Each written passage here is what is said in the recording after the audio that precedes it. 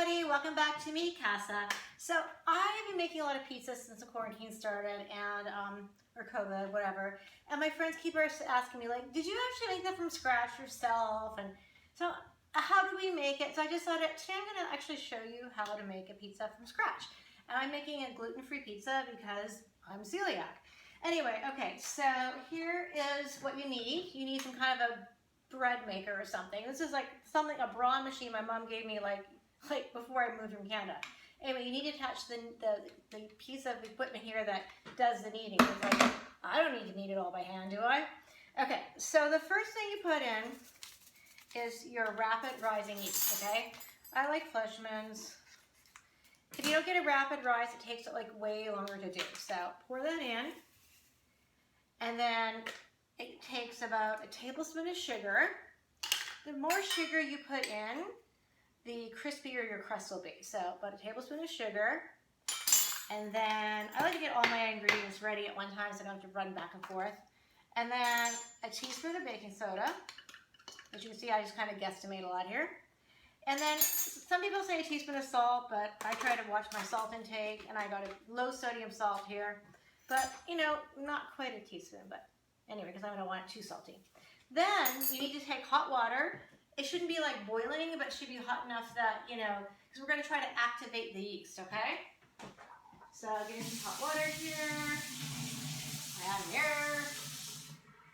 And depending on the recipe, some recipes call for half a cup. I like 3/4. I kind of made my own recipe as I've been experimenting. Okay, so we're just going to let that sit there.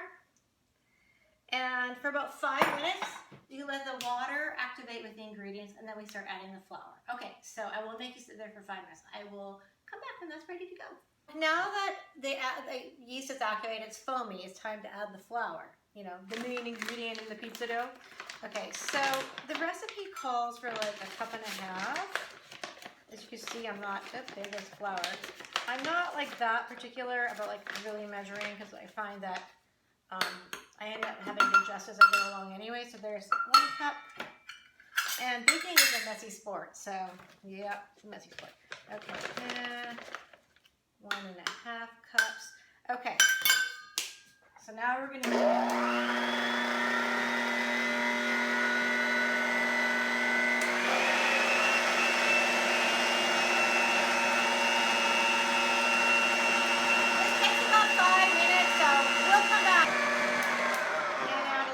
flour. So, I mean, I think that's pretty good. You want it so the dough isn't sticky on your hands because it's gluten-free, it doesn't have gluten in it. And, okay, I think that's good. Because it's gluten-free, it doesn't have gluten in it, it doesn't have the elasticity that most flours would have. So, okay, taking this apart, let's have a look.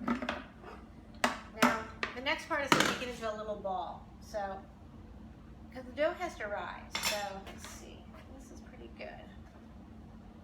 Yeah, okay. Not bad. Okay, so I'm going to make a little ball. I'm kneading it a little bit by hand here. So I get a nice little ball.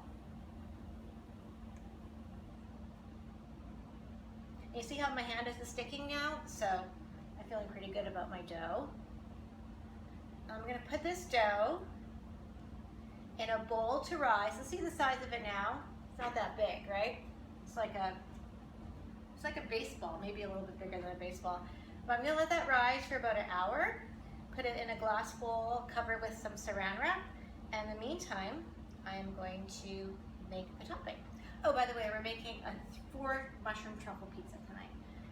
It's one of my favorites. Okay, so you don't need to watch the dough rise because that's boring. So the dough is rising. You see that little ball of dough in there? It's a nice little tight seal in it. I'm going to set that over to the side. And the next step while the dough is rising is to get the veggies made for the topping. So because we're doing a truffle mushroom pizza, mushrooms are so healthy for you, especially this one called, my Taki, I believe I'm pronouncing that right. Super good anti-cancer properties in that. I eat 2 of these a week. I like saute them up in balsamic vinegar, put them on my salads, and shiitake, which are full of all sorts of great things. And I got some portobello and some baby bell, or they're also called cremini mushrooms. So I'm gonna clean those, chop them up, and then part of this ingredient is fresh thyme. So I'm gonna clean and chop all that up, and then I'll come back to you. And as you notice, I poured myself a little glass of wine over here, just in case I get sweaty in this whole process. Anyway, be back after the vegetables are cleaned and chopped. Over here, the shiitake, the cremini, and these beautiful, I forget what they're named, the Japanese mushrooms. And I've been cutting my thyme, and what I do is I just kind of take the branch and I take the leaves off with my finger. I'm not sure if that's the right way to do it, but this recipe doesn't call for this much thyme, but you know, chop it up and it smells so beautiful, and fresh herbs are so healthy for you. Okay, so now that you have all of this chopped, this is going to be the topping for the pizza. I put the pizza on, I put the oven and the pizza stone in the oven now because it's better to have the stone get really hot ahead of time, okay? So, taking my pizza stone, I just set my oven to 425 degrees. So here's this big old pizza stone that's going to go in the oven. And just really let that get hot. And as you can see, the dough is rising. So over here, the dough is like getting nice and big and fluffy. But I like to let it rise for at least 45 minutes, sometimes an hour. So letting that rise, you take some olive oil, put a little bit of olive oil in your pan, like, I don't know, a smidgen, maybe a tablespoon or something. And then you're going to take all these gorgeous mushrooms. And I know it looks like a lot, but let's start with the most dense here, portobello. I'm going to pour them in. And then the cremini over here, and I spill, but that's all good. My counter is clean, 3-second rule. And shiitake, and the Japanese ones, maitake. As you see now, I've got a big old pot of mushrooms here. And all I have to do now is stand in front of the stove, and I have to stir these down. And it takes, because they kind of cook and they shrink, the moisture goes out of them. So it takes about 10 minutes maybe. So a little sip of wine, got a little music. So the mushrooms, I've cooked them down. It took about 10 minutes, but you can see how they're much smaller now. They were a full big pot of mushrooms, but they really, the water just comes out of them. So I'm gonna let them sit to the side. And got my thyme ready. And now this is the part where I need to make sure I have all my ingredients out because we're getting close to making the pizza. So I've got the truffle oil, Parmesan cheese, which you use, and also this cheese called fontina cheese. And it's what we use for the base of the pizza. And sometimes it's hard to find, but anyway, I need to get my little, this thing, grater out to grate the cheese. And I'm wearing my little Michael Jackson glove because this special little glove keeps you from slicing your hand off. And anybody who knows me for 5 seconds knows like I'm like so accident prone. Anyway, so I use this to grate my cheese. And it saved me skin on my knuckles so many times I can't even begin to tell you. And I can feel it getting hotter in here. That oven, I think it's close to being 425 degrees. The nice thing though, the pizza stone gets really hot and that helps the pizza cook right away. So anyway, I'm gonna grate all this cheese. Got a little Britney Spears in the background. Anyway, you don't need to watch me grate cheese, do you? This little glove is amazing. I shredded all this gorgeous fontina cheese and didn't even lose a finger. So I got a best, what's it called? Bed Bath & Beyond. God, I love that store. I like taking my little coupons and going to the store and picking out what I like. Okay, now it's time that we've got the cheeses ready for the topping. We've got the mushrooms ready. It's time to get the dough ready, okay? So, I hope it worked. Wow, look at this dough. Okay, so you remember how small it was with my hand before? Look at the size of this beautiful pizza dough. Okay, so now what we want to do is we want to make our crust. And you put some parchment paper down because, oops, a new roll, so that the dough doesn't stick. So, and I have some flour set aside just in case that I need a little extra flour. Okay, I got that down. Now, the way you can tell if your dough has had enough time to rise is you just press a finger in it. If it doesn't come back up, it's ready. So I pressed my finger in and it didn't rise again. So now you saw how big that dough was before? Look at the ball of dough I'm dealing with now. It's like doubled in size, like a human brain. Okay, so you put it on the paper, and you got your ball. And the goal is to gently, because it doesn't have the gluten in it like most, flours do. You can't, you can't flop it in the air. You have to gently press it out, and it takes a really long time. I start in the middle, and I try to gently press. I did wash my hands before I started this, don't worry. God, aren't we all washing our hands so much these days? Okay, so I'm gonna keep pressing, which takes a while.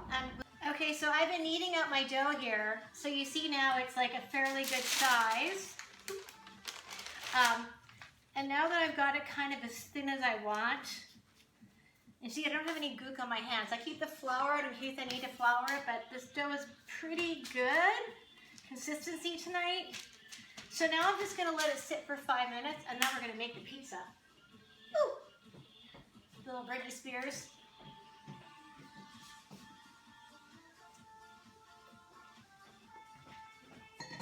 So we're almost ready to cook our pizza. It's sitting for like 5 minutes. I'm gonna get the pizza stone out of the oven now. Probably a good idea to wear pot holders when picking out a very heavy and hot pizza stone. This is the first time I've used this pizza stone. It's a bit thicker and bigger than my other one, but I was having fire start in my oven because cheese would melt and run off all over the place, and fires in the oven, FYI, is not a good thing. Okay, so I'm just going to transfer with the parchment paper. Oh, that fits really nicely. Okay, now I'm going to sit this in the oven for about 5 minutes until, just going to a little bit more. Oh, it's already starting to cook. Oh my God. I'm going to sit in the oven for about 5 minutes until it starts to brown, and then I'm going to take the parchment paper away, and then we are going to make our pizza.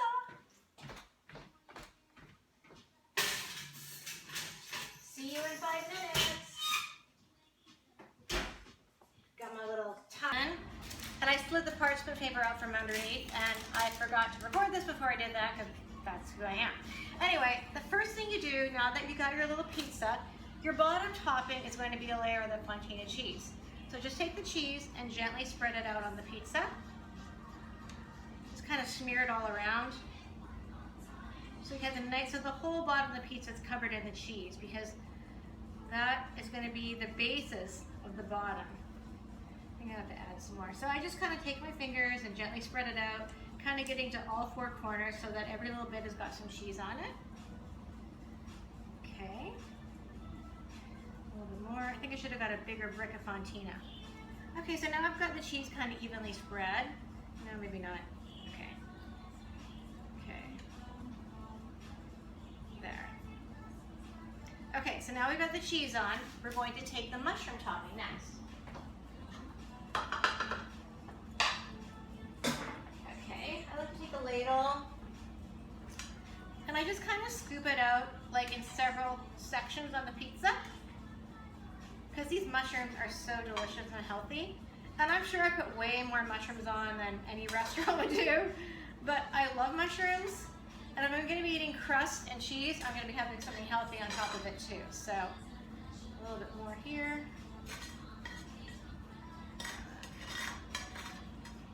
Let that dish soak over here.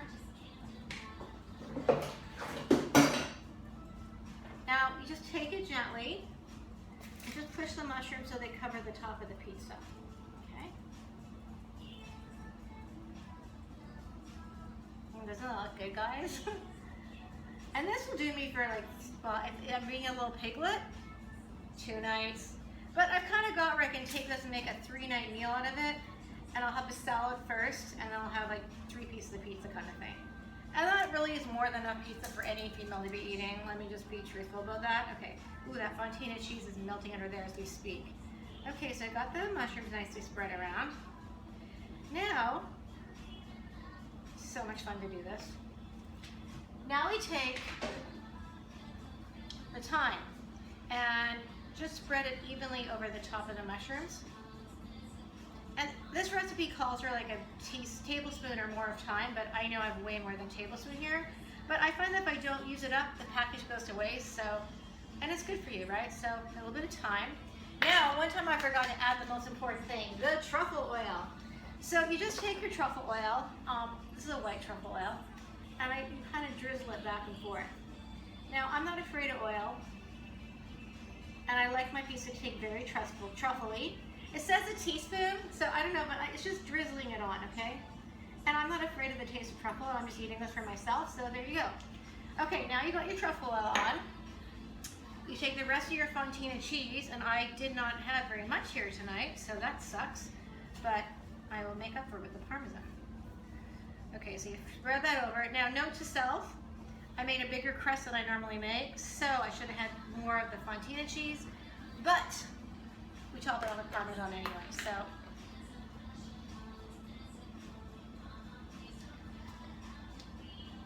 God, it smells so good. I wish you could smell it. Okay. And because I'm a bit of a cheese whore, did I say that? I like cheese, so I'm gonna spread the whole container on this. And you see how beautiful this is looking already? Oh my gosh, okay. Now, we're gonna put it in the oven, and this is where you have to watch it, because I don't know, sometimes it takes 10 minutes, sometimes longer, sometimes shorter, so I set the timer and I check it like every 5 minutes. In the meantime, I clean up the mess. In there for about 10 additional minutes. I think we're pretty close to being cooked. The timer is almost gone, and I'm seeing brown crust in there, so that's a good sign. I'll let it go the full next minute. Come on, pizza, pizza, pizza. Oh, perfect timing. Oh my God, it looks gorgeous. Oh my God. Okay, the first thing I do is turn down the oven, because sometimes I forget to do that. So, up and down. Ah, bella pizza. Oh my God, it looks so good. Okay. Let's see, carefully slide that baby there. Okay. And voila! Homemade truffle pizza with 4 kinds of organic mushrooms and a gluten-free crust. And look at the way the beautiful crust is nice and brown. Anyway, I didn't start a fire in my oven tonight, so that's good. This bigger pizza pan worked out great. Anyway, so that's all there is to making pizza. I've got enough food now. Like, this whole recipe is like one of the more expensive ones. I bet all in maybe $30. I would get more fontina cheese the next time, but 3 meals, 10 bucks each. Nutritious, delicious. Anyway, you know, when I first started cooking, I felt like I was naked in the kitchen, and I still feel like that, but I'm learning. I watch videos. It's anything in life you just try, you do your best at. On that note, I'm getting a little wine, a little pizza. Maybe we'll do it another time in the kitchen with me. Kisses.